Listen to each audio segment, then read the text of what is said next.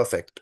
So, first of all, thank you, Suleiman. Thank you for joining us. It's a pleasure to have you on the episode of Humans Behind CX. So, a little bit on what exactly we try to do over here is like uncover the journey with respect to people who've been living, breathing, and actually working towards making a change on the customer experience part. Right. So this is the fourth episode, and we are pretty happy with the last three episode. What we've done, a lot of insights, a lot of understanding what the other people provided, and till from that particular time, it's been going pretty great.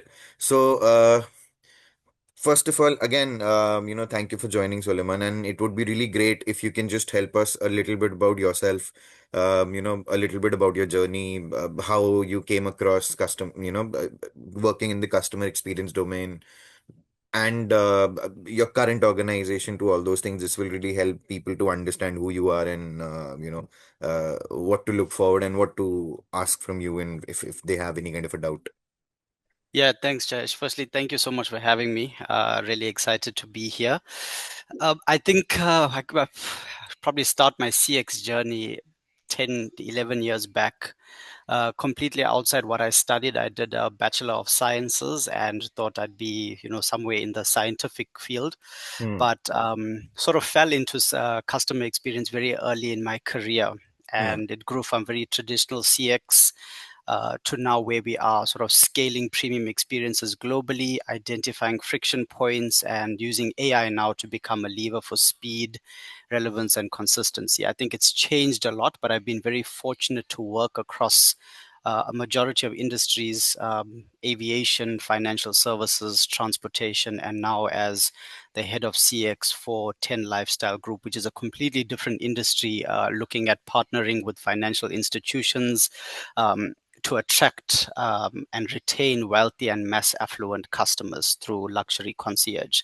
So very different segment, but it's grown it's added to my portfolio, and it's also opened up my eyes to what's possible within the CX space, not just NPS and CSAT. Got it.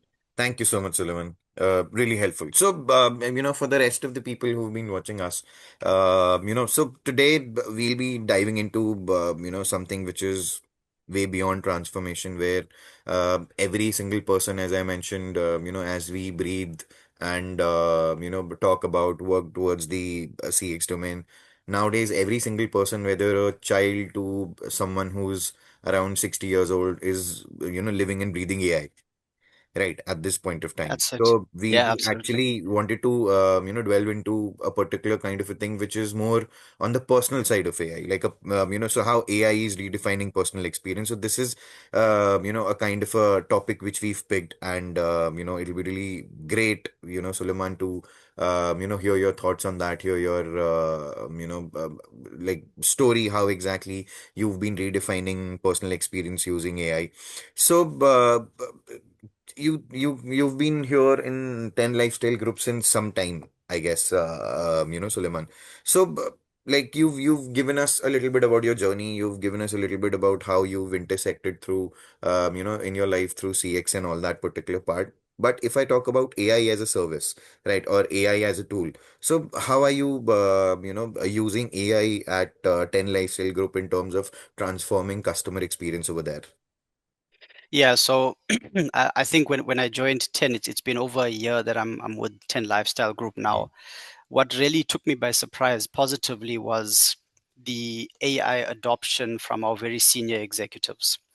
And that meant that our chief executive and our exco group really were at the forefront of making sure that our people are trained with AI. So the first thing we did was, 130 senior members of 10 Lifestyle Group were all trained on AI, talking right from the ground up around what AI is, what's prompt engineering, what are large language models, how would you use it in the workplace. And since then, it's been, momentum. Putting together licensed AI products, and encouraging the use of it, and quite a lot of training happening within CX. I think that's where the personal experience really comes in, and what we are trying to do within the CX group is, you know, making sure that we can deliver personal experience through contextual relevance, but delivering it responsibly. So, responsible adoption of AI and making sure that our teams know that human first and human in the loop approach is something that we are advocates on. So, personal experience, it's not just about knowing your member's name or your customer's name, it's anticipating their needs before they ask, respecting their privacy, which is a big thing, and blending AI automation with empathy and experiences. Absolutely.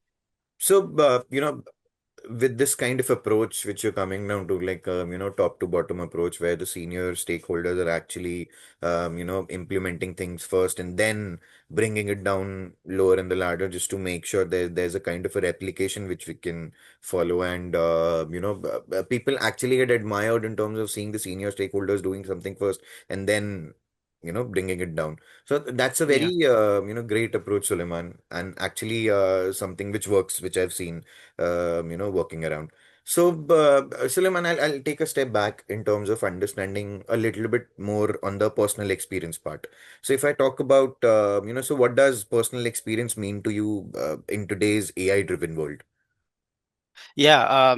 So great. I think because I would say the AI forefront, I wouldn't say it's quite new, but for a lot of people within within different areas of the business as well as different times in their career, AI is at different levels of adoptions.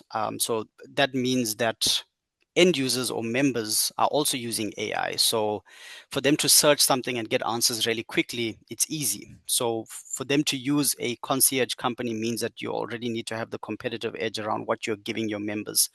And I think what really stands out in terms of what does personal experience means today, it's delivering that member's context really quickly, but with high quality and understanding their needs before they ask. That's really the big focus of us within the CX team and making sure that the teams surrounding the CX team are well equipped for that. So we're not only using AI to serve the end user in terms of what we we're putting out. It's around making sure that our lifestyle managers or in the context of agents would be using as tools for them to deliver that personal experience. I think the underlying message is making sure that you deliver context quickly, responsibly, and at a high quality. Got it. And actually, all these three pointers, what you've said is actually something which redefines everything. And I agree, on what all you said. So, Suleiman, you might have seen that, if I talk about 5 years, 10 years back, AI used to be just a kind of subject in tech colleges. People were learning, people were evolving, people were seeing what exactly it is, and it was more like a buzzword. But in what rise we've seen in the AI world, right? So if I ask you, so how have your understanding of customer needs have evolved with respect to, if I talk about rise in the AI, right? Yeah, absolutely. So, really great question. I think what it's really shown us is how we can move from a place of being really reactive to predictive. And I mean, when we use tools like our NPS or CSAT that reveals a detractor or a promoter or even a passive, uh, what do we do with that data? We in traditional CX sense, we would triage the problem and create some level of talking to the member and making sure that we keep that member and we don't result in that member churning. Right now, what AI is allowing us to do is to be really predictive. So it's surfacing patterns across journeys, across the member journeys, and allowing our CX team to validate those journeys and understand where the greatest pain points are. And we're able to do that quickly, and we're able to create really predictive frameworks around if we solve X, we're going to solve Y for the member. And before it becomes a problem and before it becomes something that is we're operating from a reactive lens, we can create those frameworks really quickly. So uh, it's about understanding before the member, before it becomes a pain point for the member. And that's really what AI has evolved and allowed us to do and how it fits into customer needs.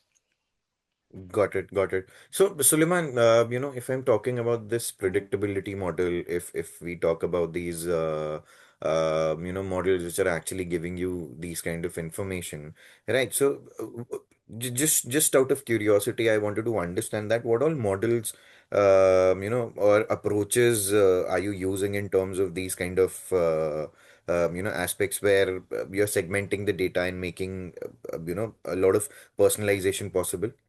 Yeah. So a big thing is how we've changed our root causing. So previous root cause analysis, you'd use your pretty traditional techniques, which is five whys, fishbone analysis, understanding where the problems are by asking questions over and over again, which is great. It still has some level of application to it, but we can do that on a greater scale now. And like I said, within 10 Lifestyle Group, the AI adoption is really high, meaning we have enterprise licenses for things like Copilot, where we are able to look at very large data sets from our NPS and CSAT over a wide range of times. And 10 Lifestyle Group exists, in 20 plus countries, and those member segments are really different, right? And what members expect are really different. Someone who is in the Middle East would have really different expectations to someone in the UK or Australia. And the predictiveness of it means that we can analyze this data over a greater period of time and understand really shifts from seasonality to campaigns to what big events are happening in regions, and be able to really predict that based on what happened last year, we can anticipate that we need to get on top of this event or this experience before it becomes a pain point for members. Got it. Got it. So, Suleiman, I actually, this question is actually from, a lot of people. What I've seen is, because once you move forward within a certain organization, there are certain aspects which are difficult to change, right? Which are, I would say, difficult to adopt as well. You were talking about in terms of adopting AI through the senior management. Right. Yep. So if I talk about that mind shift or that mindset shift, so how did you do that, and how did the organization, move towards that mindset shift that, from this traditional work structure, now we have to move down to an AI powered personalization? A really interesting question, and I think for people who don't understand AI, the general mindset is this is here to take my job.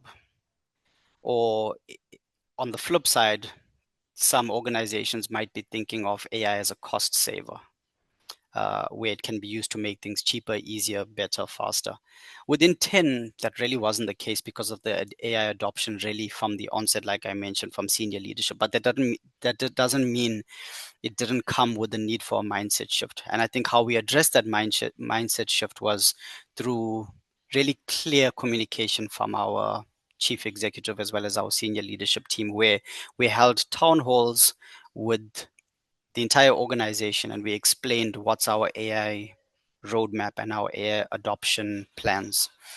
Uh, and really, it was making sure that we echo the message of AI being an experience amplifier. So allowing our lifestyle managers to serve members quicker, faster, and easier, allowing AI to take some of the more simple requests, and allowing our lifestyle managers to focus more on the complex requests. And really, leadership were really great in embracing data stewardship, human accountability, and continuous learning. So we have our transformation team, which is now fully embedded in the organization, really looking at automation as well as skills transfer. So regular training, regular understanding of where the pain points are, and making sure that our teams feel comfortable with what that mindset shift or the requirements of that mindset shift are. Got it. Okay. So, we are on the near end of 2025, Suleiman. So if I talk about, your understanding with respect to how personalized experience is, so how does it look like, in 2025? How does personalized experiences looking like in 2025, if I talk about on that particular part to you?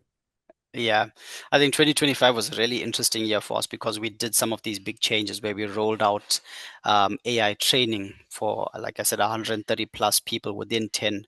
Um, for me, what it really boils down to was hyper personalization or segment of one, but with trust behind it. So we really focused on making sure that we have an established knowledge base, a governed knowledge base.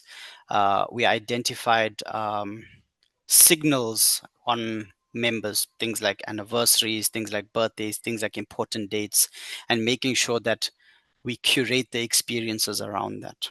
So in 2025, I think next year is going to be even better. But we really, within the CX team, really focused on how do we look at those member journeys, onboarding member journeys, consolidating those journeys and reusing those journeys across channels. Making sure that we're quicker, faster, better, with even better or enhanced quality. Got it. Okay. So, Suleiman, we were talking about a little bit on the predictive side of CX, right? So, Yep. you're saying at this point of time, it's more like a game changer. Right. So, you've been using certain models, you've been using certain, methodologies through which is, giving you that kind of an information. So, how does AI actually anticipate customer needs before, they express them? So, if I come down in terms of the core of it, right. So, how is it happening? Like, it's a basic logic. You have the data, AI predicts that, this can happen. Yep. But AI needs to be trained. AI needs to be told that, these are certain things which exactly, are to be highlighted. These are th certain things which are to be ignored. So how do you do that background of it?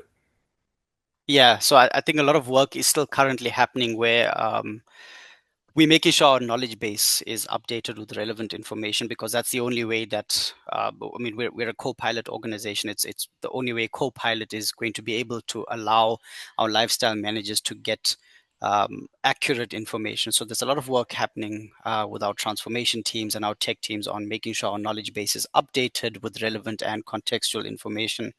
But in terms of anticipating needs, really what's key for us is when a member enters uh, the 10 ecosystem, we have data on them, and it's consent based data, which is things like important dates, their preferences, coming down to meal preferences, events, things they enjoy doing. How do we use that data within the members ecosystem, within our CRM and within our knowledge base to create patterns of recognition? And that's really what the big focus on. So if Jayesh phones in and is looking for a a dining in London for two people, a lifestyle manager should know, Jayesh is vegan. This is he's booking something on an important date, so it's an anniversary. How can we delight the member with further enhancements on that? And that's really been the biggest focus on that, is making sure that we delight the member before they need to provide that context, with us knowing more about them and making sure that um, the experience is enhanced. Got it. Got it. So you uh, come down to those nitty-gritties as well, which exactly actually shapes the experience from understanding the meal type to preference to there might be a possibility that, the last time they sat at a window table to all those kind of things, which gives them this that kind of a personalization that they are valued. Absolutely. I mean, that's what's going to give you the competitive edge, right? Members, customers are spoiled for choice in this day and age. Hmm. If they're not happy with the service, they can go somewhere else. Correct.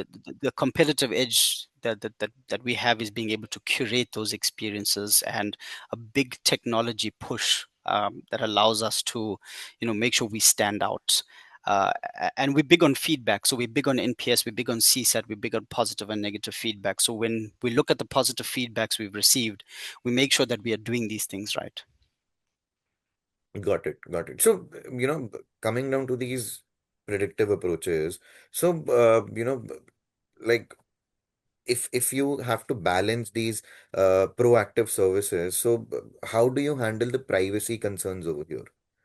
Yeah, I think privacy is non-negotiable. We Correct. service very ultra high net worth individuals. We service exclusive clients, and for us, privacy is non-negotiable. We make sure we get clear consent, and because we partner with enterprise level products like Copilot, so we make sure that we have enterprise tools that allow and further govern that privacy and that security.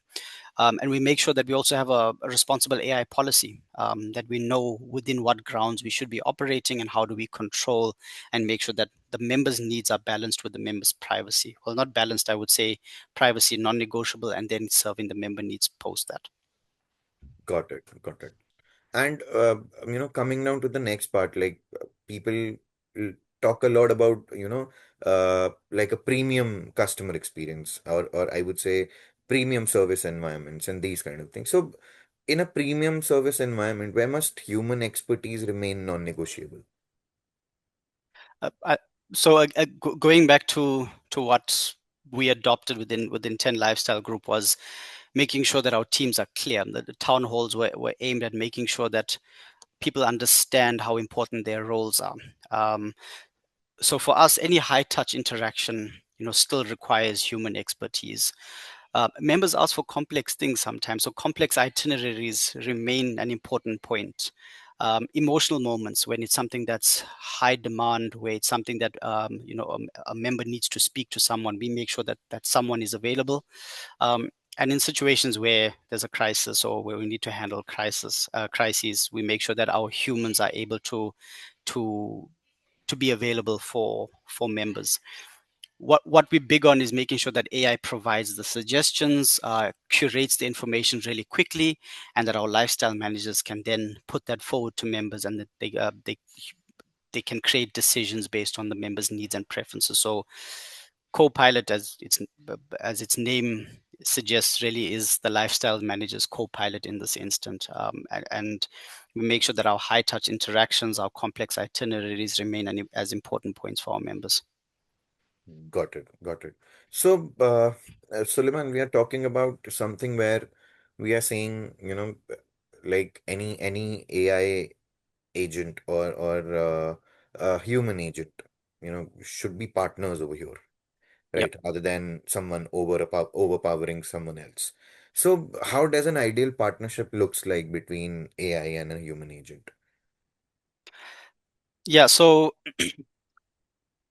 I think in any organization, you have those tasks that are repetitive in nature, that require some level of administration. The ideal partnership, I would say, is that the automation handles the repeatable tasks, and we allow our people to handle the delight, the remarkable, or the making sure that our members are delighted.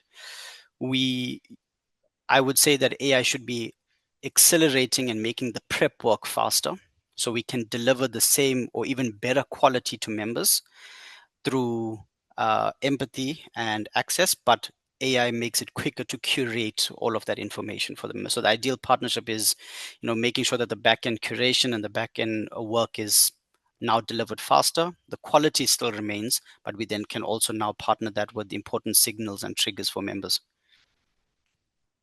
Got it. Got it. So, just out of curiosity, if you can just help me with any example where, you've seen within 10 itself that, these were certain kind of things which were taking these amount of time, but once we implemented AI, our decision making and these kind of things, any kind of an example which has, given you a 100% confidence that this is something what exactly we were needing.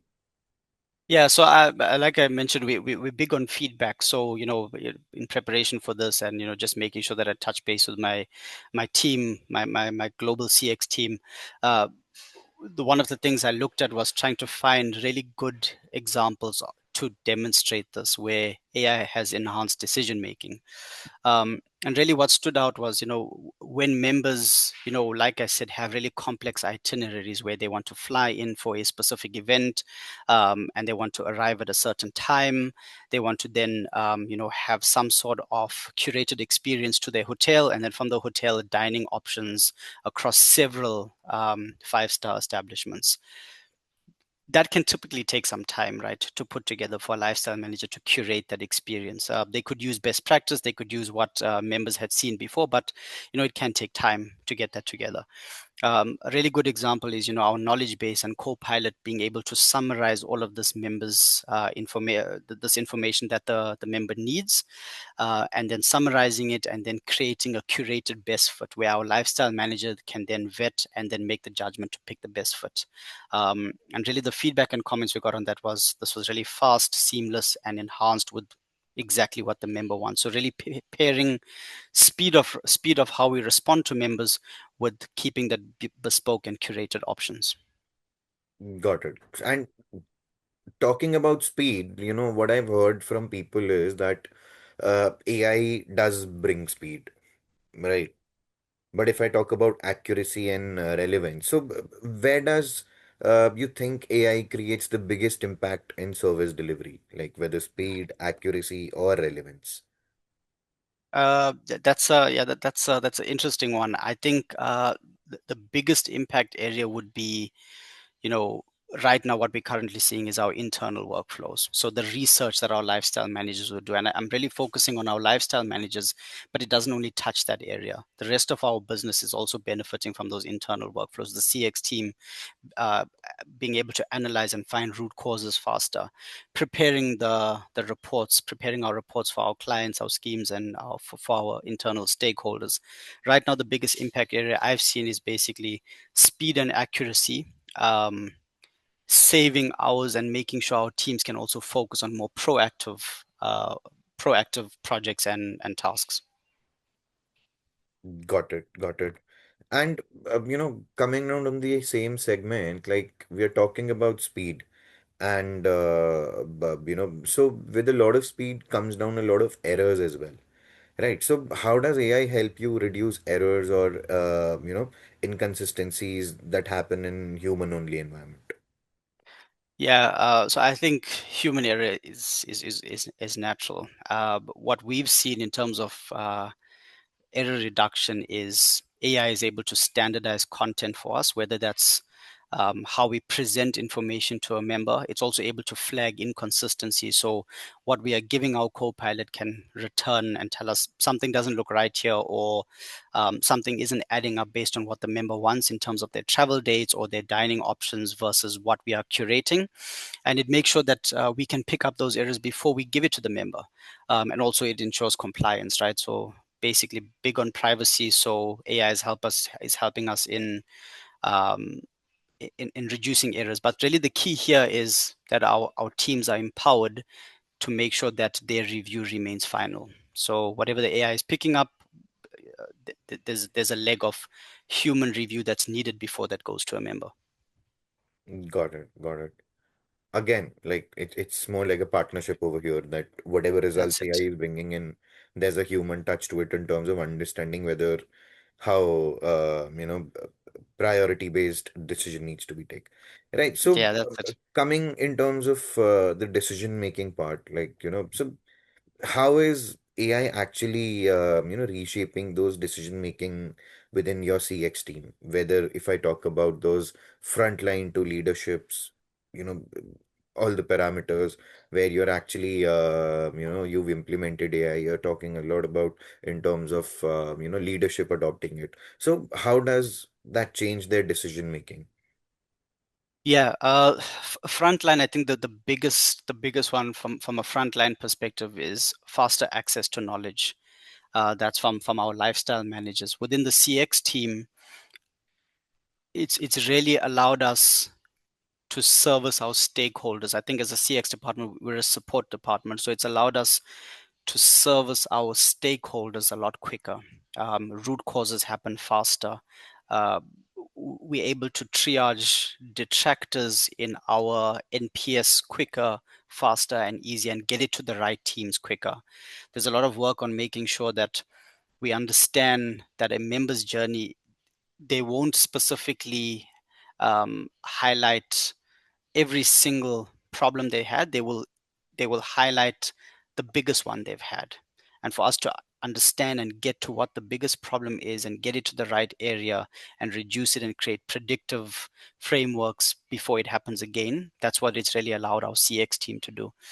From a leadership perspective, I think because the adoption was really early and the training was really early, our leadership team has been really curious with playing around with AI tools that we have within the organization, creating predictive insights, planning resources, spotting trends.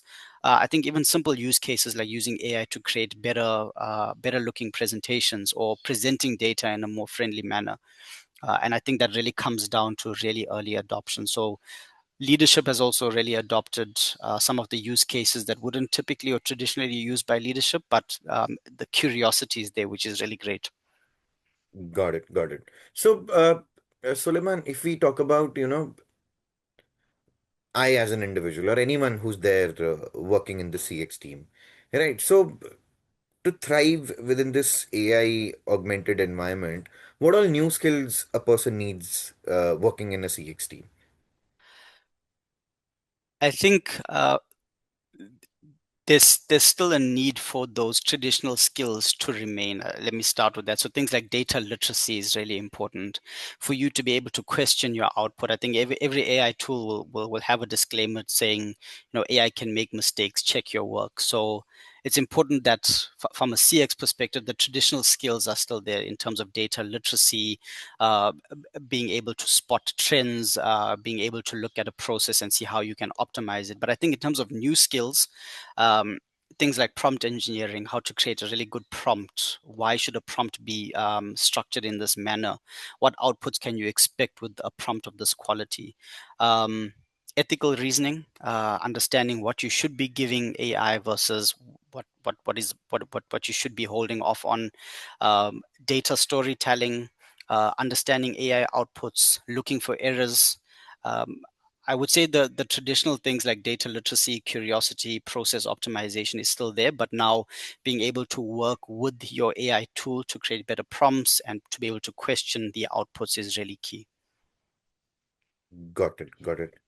So, you know, I was just some time back I was talking to one of leaders in the insurance industry, and he told me that sometimes what exactly happens is that when the data is fetched to AI, right, there are a lot of problems which exactly people talk about. If I talk about Yeah, verbatims or textual feedback, what people get. So people used to talk about high interest rates, right? So within that high interest rates, I would say the AI used to give them a understanding that interest rates should be decreased for these to be reduced, something like that. But this is something, yeah, this is not something an organization can do, an insurance organization can do, because that's a mandate kind of a thing. That's a process which exactly they've created in terms of calculating those interest rates, right? So if I talk about the leaders over there, so how can leaders ensure that AI driven decisions remain ethical and actually customer centric? yeah. I think that's where it's the CX team make sure that we partner and we collaborate really often, whether it's our weekly and monthly sessions with our stakeholders, understanding how are we addressing pain points. And I think our voice is to make sure that we keep the customer in the room at all times, right? So when a decision is being made, I I always, whenever I join these forums, I always make sure I tell people that you know look at me like I'm the customer. So whatever decisions I'm going to make, I'm going to make sure that it's customer first and it's customer centric. That's been really easy at 10 because a lot of individuals and a lot of departments are really customer centric already. But to couple that with making decisions ethical, I think really a formal, responsible AI policy needs to be present. It needs to be understood, um, and making sure humans are accountable for decisions at the end of the day. I think that's really key. Okay, got it. So if we talk about we've talked about decision making. We've talked about a lot about how exactly humans and AI need to partner within themselves in terms of making sure that we get the right or the appropriate decision making. Right. So AI actually is actually become it's actually becoming integrated into experiences. Like, so, Yeah. how do you see loyalty evolving in 2026? Yeah, I think even, with the early onset of AI, customers, members, like I mentioned, were really spoiled for choice, where they have a number of options available to them. If what they're getting is not up to their standards, if we're talking financial institutions, if you're banking with a certain bank and you're not getting the service you need, you have options available to you to switch to another bank. And banks have also made it easy for you to switch your entire banking profile over, whether you have a home loan, uh, credit facilities, vehicle finance. It's very easy to switch all of that because they understand needs change. Within our context, what we're really focusing on is that member anticipation, anticipating what members need and delighting them before uh, they they need to raise it as it's not up to their standards or expectations. Uh, Loyalty, really, we need to make sure that it's frictionless and we're really proactive. And proactive coming from member preferences, but also highlighting this could be a potential problem. How do we get on top of it before it becomes a member problem or member challenge? So I think loyalty is going to evolve where members are going to expect really quick, frictionless service, even more so than we do right now. How they communicate with us, what channels they use needs to really be enhanced and seamless.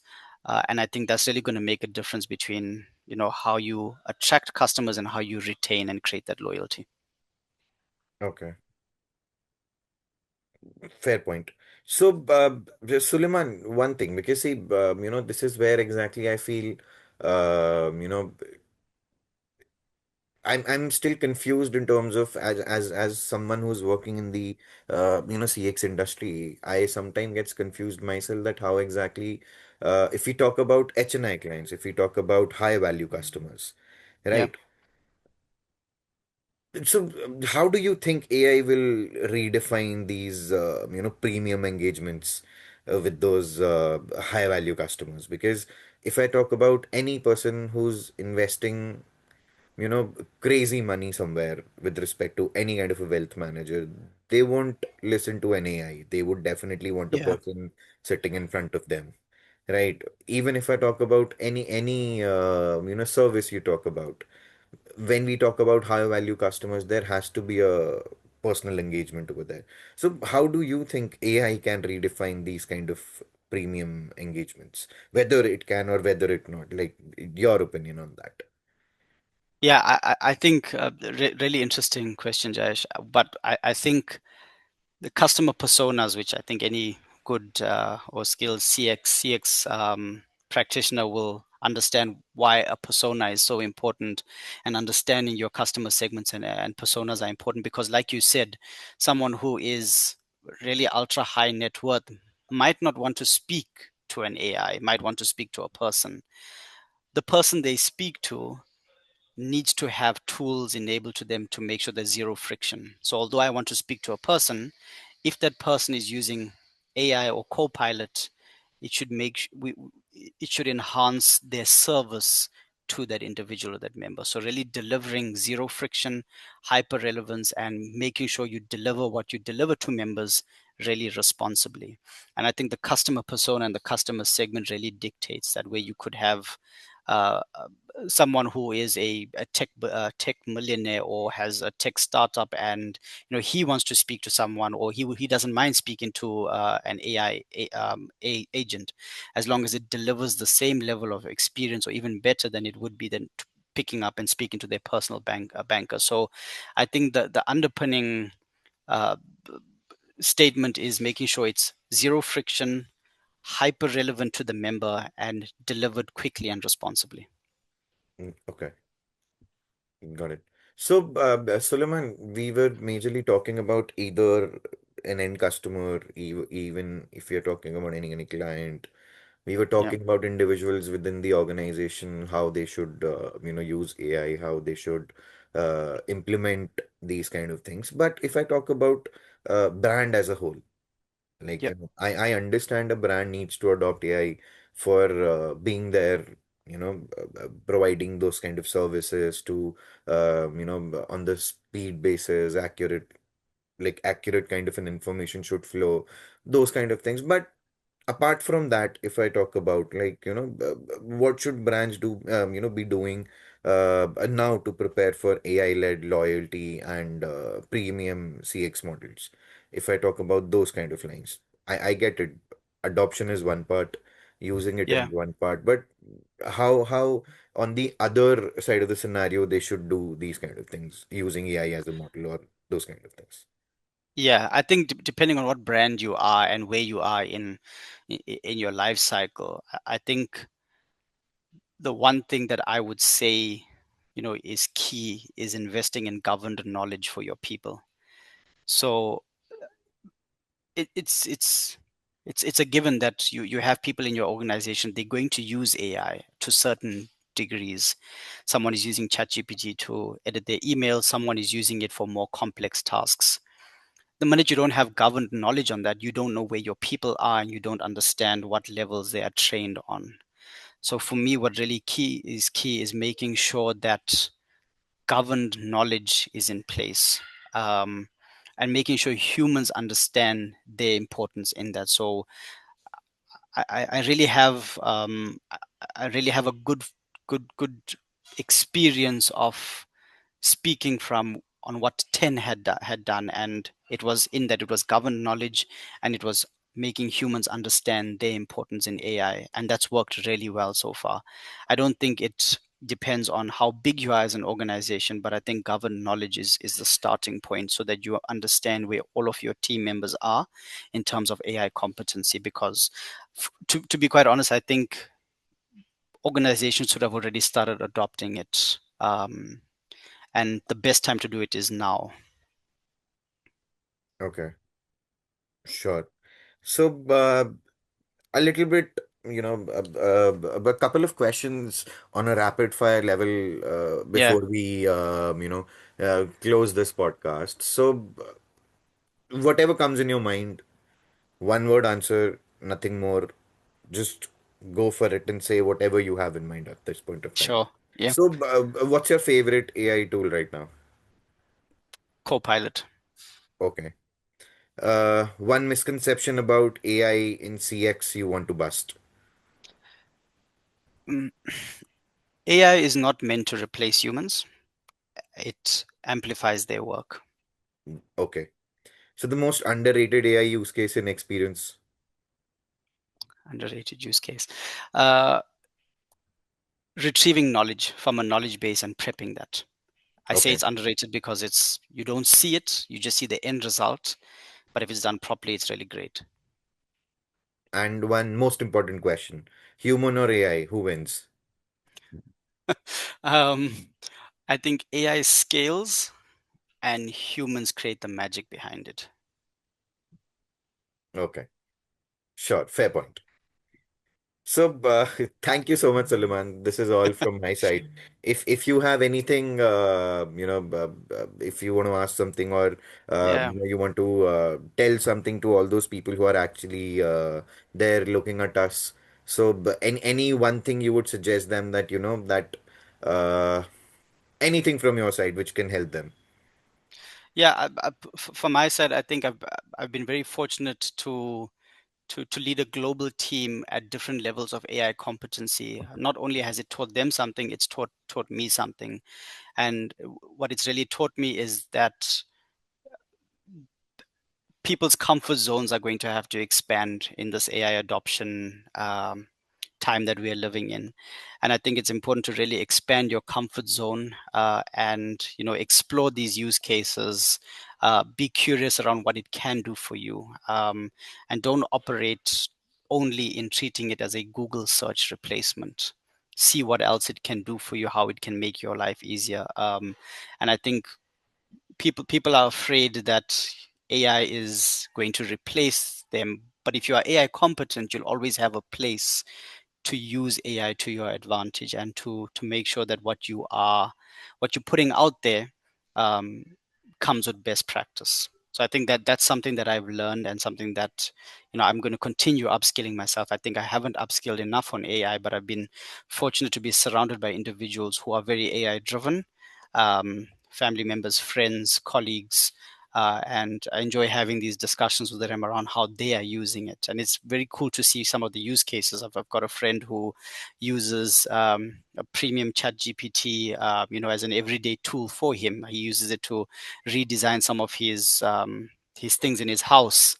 I've got another friend who uses it, as sort of a devil's advocate to make sure that he's making the right decisions when it comes to big, complex tasks. But I think it's about being curious, understanding what's out there, and trying to use it to amplify your life. So I think that's my biggest learning. In terms of a question, I think I haven't had an opportunity to learn about your experience so far with AI, and you being within the CX space. How have you seen that adoption within your region or within the clients and places you work? So it's more about education, Suleiman, over here, right? If I talk about India, right, everyone wants AI within the system, Yeah, right? A lot of people, I would say, know what they need from AI, but there are a lot of organizations, there are a lot of people who are still in the learning phase. So it's more on the education front, which we are dealing with, like how right. exactly AI can reduce manpower in terms of doing any kind of a work which exactly requires in terms of finding those actionables to insights to any kind of a thing, right? So even if I talk about any organization who gets a lot of feedback within, right, it gets a lot of it requires a lot of manual effort to go through that. It Yeah, requires a lot of concentration in terms of coming down with respect to finding those nitty-gritties which are actually impacting their customers, to their clients, to their partners, merchants, anywhere, whichever yeah, industry you talk about, right? So what we are doing as an organization, what we do as individuals is redefining that methodology in terms of making sure that their work gets easier, right? rather right. than rather than getting buried in data, they work on decision makings, right? They implement those things which are actually making those decisions which are making life easier for their customers. Yesterday only, like within all these particular parameters which exactly we've been seeing, whatever is happening around the globe at this point of time, or even if I talk about in India. Yesterday only, I wrote a post on LinkedIn that, if you see any customer, any individual, we as individuals, right, Mm, whenever we are signing any contract, whenever we are, going through these kind of documents, it requires a lot of concentration for one person to read those 4 pages, 6 pages, yeah, absolutely. right? But we being human beings, we tend to ignore that and we move forward.